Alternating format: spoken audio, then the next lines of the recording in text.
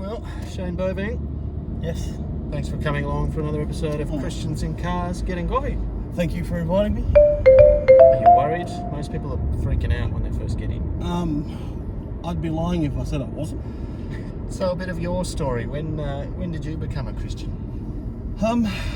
Well, I have grown up in a Christian family, as most Christian stories go.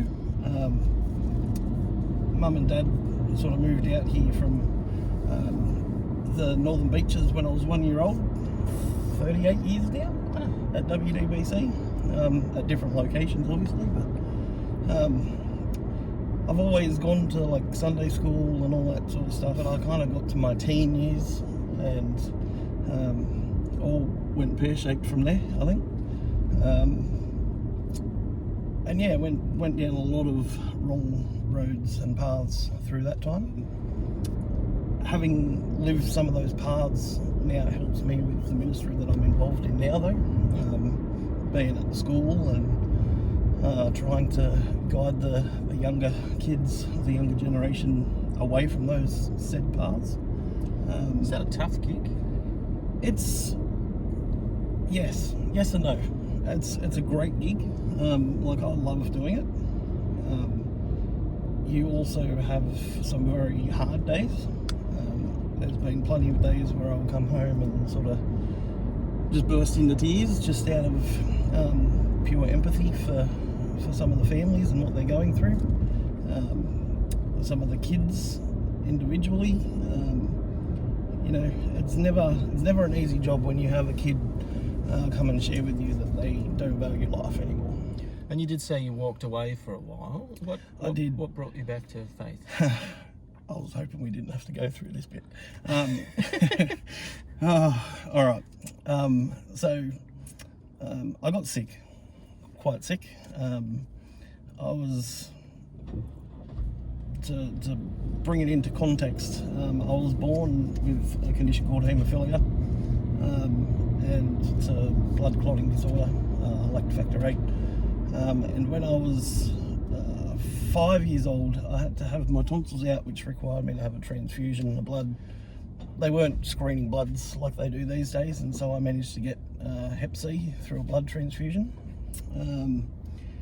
Oh man, that's life. Things happen, and so I kind of grew up through all those years with that condition, and had many doctors along the way warning me of, you know, what it meant and what I would be facing eventually one day, and that would be that eventually my liver would fail and probably need a transplant. Me being in and out of hospital all the time put a lot of pressure on our marriage and all that sort of stuff, and so that eventually broke down, and you know, I still like fought for that. Many surgeries had been had within a couple of years. The official number is about 47. That was just that particular time. There's many others around it as well. And I was laying in hospital, and you know, I was in so much pain and all this sort of stuff. And then this particular night, it stuck in my head. I'll never forget it, because all of a sudden I was just pain-free. And I was like, you know, this is awesome. I'm actually going to try and get some sleep while I can. Slept the whole night without any disturbances or pain or anything like that. In the morning I woke up, and Mum and Dad came in to visit me, and I, like, as soon as I saw them, I like jumped up in the bed and I said, oh, I've just had like the best night's sleep. I had no pain, no nothing, and my dear mum pretty much burst into tears, and I was like, what are you crying for? You know, I'm the one that's happy. And she's like, oh, if only you knew what happened last night. And I said, well, tell me, what happened last night? And they proceeded to tell me that Noel had organised a prayer meeting at the church, specifically for my pain and for me. And there was like 120 people turn up. And then I was the one in tears, because I'm like, for one, I didn't really consider the idea that many people would actually care. But secondly, it was the proof to me that God is actually real. People were praying for me. He was listening to their prayers and he answered. And then I only sort of blinked about that one moment after that. It was at another stage where I was in a hospital in Westmead, and the doctors had come in and basically they told us that I had a week to live. That was a pretty intense moment.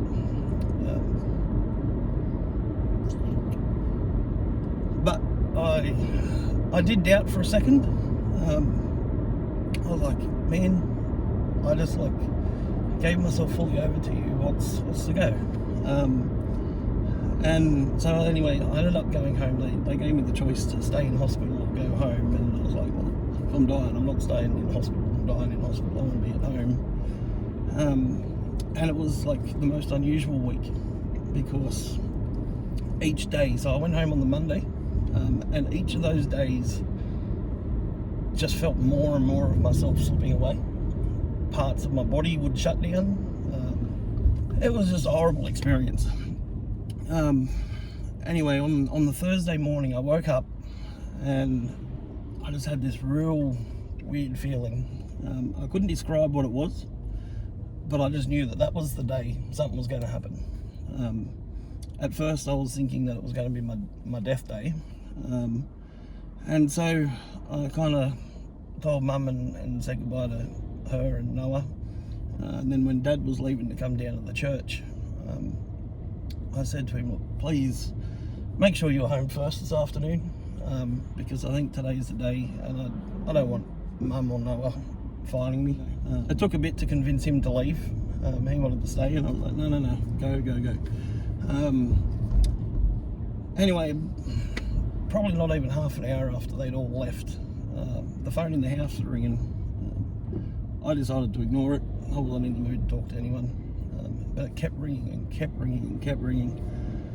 And then I got this horrible feeling that maybe something's happened with Noah at preschool and they're trying to get hold of me. So I kind of army crawled myself to the phone to sit there and wait. And as I just got to it, it rang again. So kind of sitting on the floor, I reached up, grabbed the phone. I was that out of breath I couldn't even actually answer it, but I just answered, picked up the phone, put it to my ear, and then it was like God talking to me through another human, because I remember I put the phone to my ear and all I heard was, Shane, I know that's you, I can hear you heavy breathing.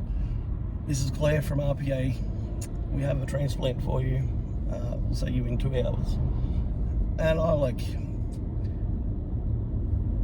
I felt a sense of freedom. I was just in awe of the fact that after this long, that call finally came. Yeah, as the nurse was wheeling me away from the family and stuff, we got to the point where they had to stop, and so I just I pulled Mum down into the bed and gave her a big cuddle, and I said to her, look, whatever happens, just promise me that you'll look after Noah if I don't come home. And I don't think I was that tearful. I was probably more just relaxed. And as we were wheeling away, the nurse, she looked down at me and she's like, why aren't you scared? Why are you you don't seem to be fearful of this surgery? And I'd been sitting in the hospital and I'd been sharing verses with my nurses and stuff in the past, and Isaiah 41:10 came to mind, and so I said it to her, and I said, I don't need to fear because God's in control, God's here, and whatever way this goes, I'm going home. I'm either going home to my family or I'm going home to my resting place with God. And neither of those are something to fear. And she started tearing up and she was like, I'm not a person of faith, but that sort of faith that I'm seeing in you is beautiful. And then she looks at me and she's like, I want that faith.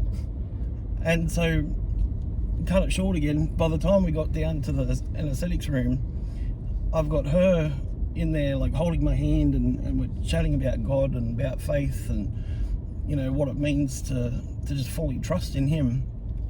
And before I know it, by the time it's ready to go in for my transplant, I've got the entire team. So like all 25, I think it was, of them, like surgeons, nurses, all of them, every single person that was going to be in that room operating on me was all standing around me holding hands, and we were praying together. And I was like, this is the most beautiful thing I could wish for going into this massive operation. It's amazing. And I woke up and I'm still here. So how long ago was that? That was 8 years ago. Was it an odd sensation or feeling coming to terms knowing that you had someone else's liver? Knowing that someone else had, you know, is that weird? You're good at this. You really do like find those questions that I really don't want to answer.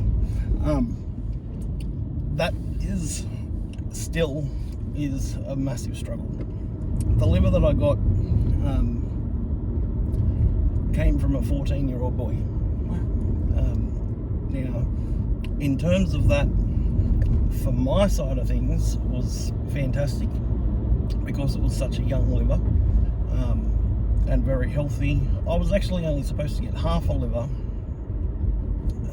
but the other gentleman that was getting the other half didn't make it to the surgery, so I ended up getting the whole liver, which was another massive thing for me, which I guess is another blessing I've got from God. But it is like a constant thing in the back of my head that in order for me to have this new life, one was lost, and one at such a young age. I look at Noah and I look at him and I'm like, you know, I imagine what my life would be like without him in it.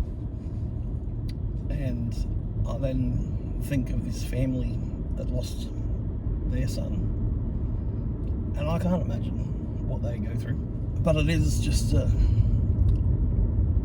constant reminder in the back of my mind that, you know, I'm lucky enough to be here because someone else made a sacrifice. And it kind of is very similar to like the gospel, you know. Jesus, or God, sent his son to make the ultimate sacrifice for us, to receive eternal life. I'm hitting up a few people to find out what I'm in for. Don't talk to Kayleen, she was the worst. Yeah.